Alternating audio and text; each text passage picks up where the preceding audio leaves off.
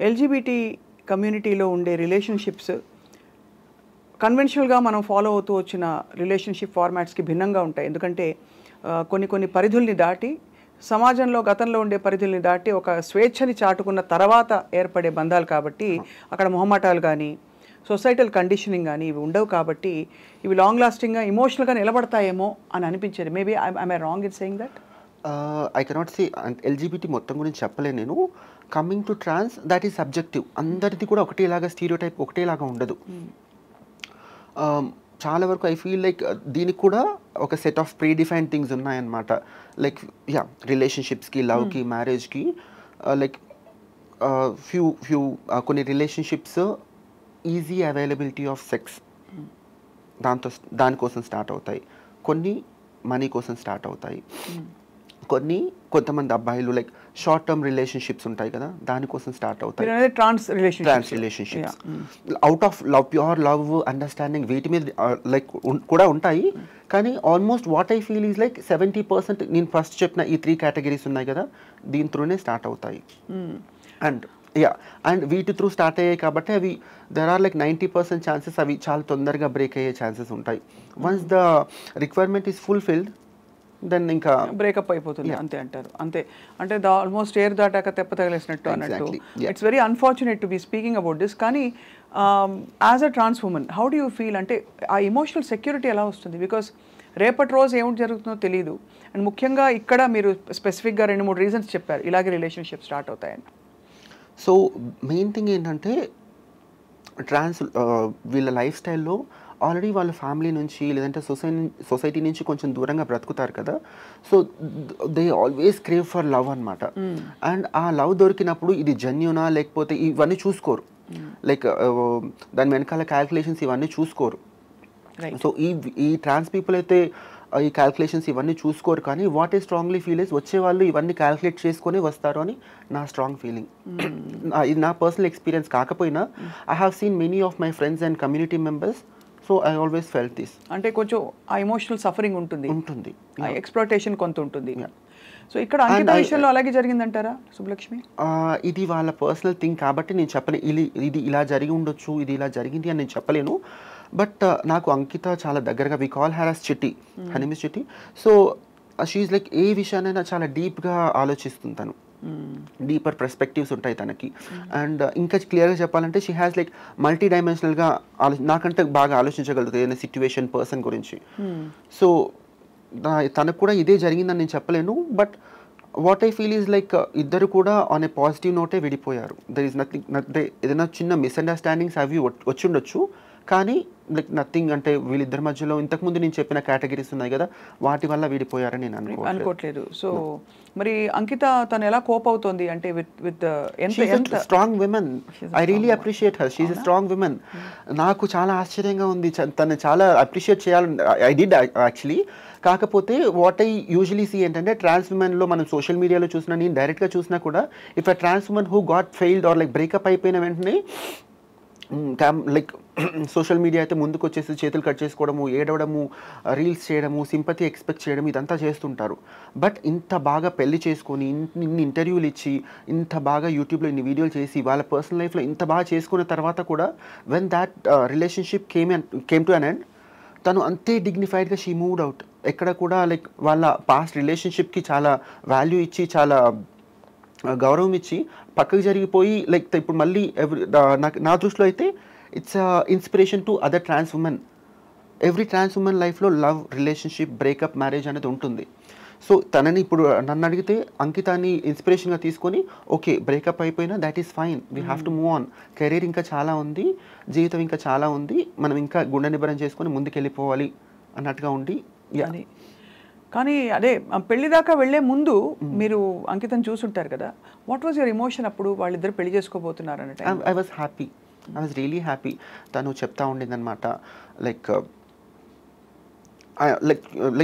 We are like more than friends అనమాట. So అత్తయ్య like she call me అత్తయ్య, like అత్తయ్య పెళ్లి చేసుకుంటున్నాము, మీరు డెఫినెట్గా రావాలి అంటే. లైక్ ఆ పర్టికులర్ పాయింట్లో మై మదర్ గాట్ ఎక్స్పైర్డ్ ఆ పర్టికులర్ టైంలో. So I couldn't attend to her wedding. So నేను వెళ్ళలేకపోయినా I was really really really happy అనమాట. సో ఆల్మోస్ట్ మామూలుగా trans women finding partners for marriage how common is it అండి మామూలుగా? Very common, because ఎవరి life స్టైల్లోనే irrespective to వాళ్ళ social status, financial status, trans విమెన్లో పక్కన పెడితే every women need a men and men need a women. అలాగే trans women కూడా they need a men to complete there ఏమంటారు వాళ్ళ జీవితానికి సార్థకత అంటారు కదా, అంటే అంత పెద్ద వర్డ్ యూజ్ చేయలేకపోయినా కూడా వాళ్ళని వాళ్ళు కంప్లీట్గా ఫీల్ అవ్వడానికి they need a men just for the sake of అంటే ఒక పార్ట్నర్, ఒక సపోర్ట్ సిస్టమ్ కోసం అనమాట. So definitely every women they crave for love, affection, men in their life. So మన అంకిత పెళ్ళైనప్పుడు అత్తయ్య అని పిలుస్తుంది కాబట్టి మీరు ఇంకా అఫెక్షన్తో చాలా హ్యాపీ ఫీల్ అయ్యారని చెప్పారు. ఏముండింది వాళ్ళిద్దరి మధ్య? మీరు ఏమైనా అడ్వైస్ ఇచ్చారా, ఇలా ఉండాలి, ఇలా ఉండు? ఎందుకంటే ఈ పర్టికులర్ విషయంలో నాకు ముందు నుంచి కూడా we are like friends and ఇట్లా సిన్స్ లాస్ట్ 7 years అనమాట. సో నేను చాలా దగ్గర నుంచి తనని చూస్తున్నాను కాబట్టి తనకి చాలా మెచ్యూర్డ్ ఇనఫ్ తను. మీకు అంటే మేబీ జనాలకి ఎలా కనిపిస్తుందో అంటే కనిపించిన వేరు, పర్సనల్ లైఫ్లో వేరు కదా. సో షీఈస్ మెచ్యూర్డ్ ఇనఫ్, తను ప్రాపర్ డెసిషన్స్ తీసుకుంటుంది. ఇదర్ అది రిలేషన్షిప్ అయినా పర్సనల్ లైఫ్ అనేది నాకు తెలుసు. అందుకోసం నేను అడ్వైస్ ఇచ్చేంత ఎప్పుడు అడ్వైస్ ఇవ్వాలన్న ఆలోచన నాకు ఎప్పుడు రాలేదు. But when I got to know like విడిపోతున్నారు అని తెలిసినప్పుడు మాత్రం I definitely advise, because I was in a relationship before. So నేను ఐ అడ్వైజ్డ్ హర్ లైక్ ఆగమనా వద్దనా, ఎందుకంటే నాకు సిచ్యువేషన్స్ తెలియదు అప్పుడు వాళ్ళిద్దరి మధ్యలో ఏం జరిగింది అనేది.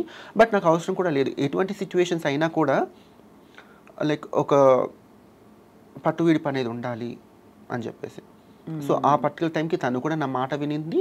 She tried to cope up and somehow that it didn't work. అది అండ్ ఫైనలీ ఇన్ఎవిటబుల్గా ఇలా అయింది. కానీ వాళ్ళ అందరూ ఈ విషయం గురించి సోషల్ మీడియాలో ఇప్పుడు మనం కూడా డిస్కస్ చేసుకుంటున్నాం. How do you think that will perhaps అంటే కొంత ట్రాన్స్జెండర్ రిలేషన్షిప్స్ గురించి ఉండే అపోహలు కానీ అవి కొంతవరకు తొలగిపోతాయంటారా? బికాజ్ మీరు అన్నట్టు ఎప్పుడు కూడా ట్రాన్స్ ఉమెన్కి సంబంధించిన రిలేషన్షిప్స్ ఎక్స్ప్లాయిటేటివ్గా ఉంటాయనో, కమర్షియల్గా మనీ రిలేటెడ్గా ఇంకోటి ఏదో అంటే బిజినెస్ ట్రాన్సాక్షన్ ఉందని కానీ అలా అనుకుంటారు. కానీ ఇవాళ ఒక ప్రేమ కథ గురించి మాట్లాడడం, వాళ్ళిద్దరి ప్రేమ కథ ఎలా నడిచిందో, పెళ్లిదాకా ఎలా వచ్చింది. Beautiful love story actually. చూడడానికైనా వినడానికైనా చాలా అందంగా ఉండే love story. They both look beautiful and it was a beautiful. రాజుని చూసి ఏమనుకునేవారు మీరు? రాజుని చూస్తే అయితే నేను ఒక 2 to 3 times లైక్ పార్టీస్లో అక్కడ కనిపించాడు. నాకు తెలిసినంత వరకు చాలా మంచి బిహేవియర్ ఉన్న అబ్బాయి. నాకు తెలిసినంత వరకు he is like very good at his behaviour. Subbalakshmi, మీరు అంటే లైఫ్ చాలా చూశారు, సొసైటీ చూశారు. ఎప్పుడు కూడా ఒక ఇంత మనకి వీ హ్యావ్ ఎడ్యుకేటెడ్ పీపుల్, చాలామంది యాక్టివిస్ట్స్ ఉన్నారు, చాలామంది చాలా ఇలా అంటే నార్మల్ లైఫ్ స్టోరీ అని చెప్పుకునే పెళ్ళిళ్ళు అంటే కన్వెన్షన్స్ బ్రేక్ చేసి ఫ్యామిలీ నుంచి దూరం అయిపోయాక ఇవన్నీ ఉండవనుకుంటారు. వాటన్నిటికీ దగ్గరగా ఉండే ఎన్ని మనకి రోల్ మోడల్స్ ఎంతమంది ఉన్నా కూడా ఇప్పటికీ హిజ్రా కమ్యూనిటీ గురించి కొంత నెగిటివ్ ఇంప్రెషన్ మారట్లేదు. దానికి కారణాలు ఏంటంటారు మీరు? If you look at it as a problem, అంటే అందరికీ వచ్చే ఇప్పుడు విమెన్ ప్రాబ్లంలా చూస్తారు, you see some other child marriages problem చూస్తారు. అలా ఈ హిజ్రా కమ్యూనిటీకి ఉండే సమస్యలు ఎందుకు వస్తున్నాయి? నాకు ఇప్పటికి కూడా ఐ డోంట్ హ్యావ్ లైక్ ఒక ఇది పర్టికులర్ రీజన్ అని కానీ ఇది అర్థం చేసుకోవడం నాకు కూడా ఒక చిక్కుముడి లాంటిదే. అంటే ఏంటై ఉండొచ్చు, ఒక్కోసారి చూస్తే మేబీ ప్రాపర్ ఎడ్యుకేషన్ లేని వాళ్ళ వల్ల ఈ ప్రాబ్లం వస్తుందేమో అనిపిస్తుంది. ఇంకొకసారి ఆలోచిస్తే చదువుకున్న వాళ్ళే యాక్సెప్ట్ చేయలేకపోతున్నారు, చదువుకున్న వాళ్ళు యాక్సెప్ట్ చేయగలుగుతున్నారు. So even this is also subjective. ఒక్కొక్క లైక్ పర్సన్ టు పర్సన్ ఈ థింగ్ అనేది వేరీ అవుతుంది, ఆలోచన విధానం అనేది. So I don't have like నేను ఆలోచించినా కూడా నాకు ఆన్సర్ ఇప్పటికీ దొరకలేదు. అండ్ ఇప్పటికీ ఆ వివక్ష కొనసాగుతుందంటారా? బికాస్ మనకి అంటే ఈవెన్ ఇప్పటికీ ట్రాఫిక్ సిగ్నల్స్లో ఇబ్బంది పెట్టేవాళ్ళు హిజ్రా కమ్యూనిటీ అని కానీ, లేకపోతే కమర్షియల్గా యూనో యాజ్ సెక్స్ వర్కర్స్గా వాళ్ళ వృత్తి ఉంటుంది అని ఒక స్టీరియోటైపింగ్ జరిగిపోయింది. సో మీరు ఒక ట్రాన్స్ ఉమెన్గా how do you present yourself with dignity and ఇలాంటి సమస్యలు ఎదురైనప్పుడు మీరు ఎలా దాన్ని హ్యాండిల్ చేస్తారు? So if it is regarding profession, మనకి ఈ సిగ్నల్ దగ్గర లేకపోతే ఈ సెక్స్ వర్కింగ్ గురించి మాట్లాడినప్పుడు ఇదేంటంటే మనకి ఆల్మోస్ట్ చాలా ఇయర్స్గా చాలా తరతరాలుగా వస్తుంది కాబట్టి మనం ఎప్పుడూ అది చేంజ్ చేయలేము. అండ్ డిగ్నిటీ ఈ వర్క్స్ చేస్తున్న రోజులు ఈ కమ్యూనిటీకి డిగ్నిటీ ఎప్పటికీ రాదు. అండ్ అది మేబీ నెక్స్ట్ జనరేషన్ పిల్లలు చేంజ్ చేస్తారేమో బై గాడ్స్ గ్రేస్. నాకు అది కూడా కనిపించట్లేదు. But if happens maybe next generation పిల్లలు చేంజ్ చేస్తే అప్పుడు ఈ కమ్యూనిటీకి డిగ్నిటీ అండ్ ఆ హుందాతనం వస్తుంది.